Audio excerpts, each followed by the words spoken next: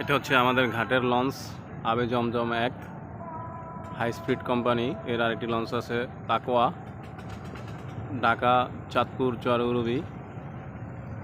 এটা সম্ভবত 7:15 বা 7:20 ছেড়ে যাবে।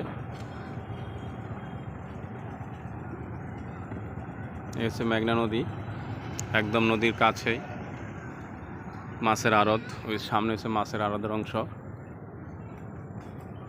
দূর দূরান্ত থেকে এখানে আসে মানুষ, ভ্রমণ পিপাসু যারা, ঘুরে দেখার জন্য, সময় কাটানোর জন্য।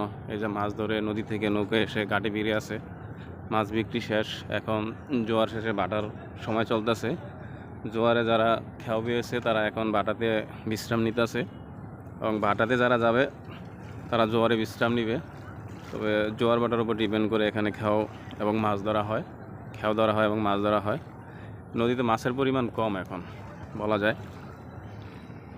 এই যে একটা খেয়াও ধরতে যাবে, লাইট জ্বালিয়ে নিছে, প্রস্তুতি শুরু করতেছে আর কি।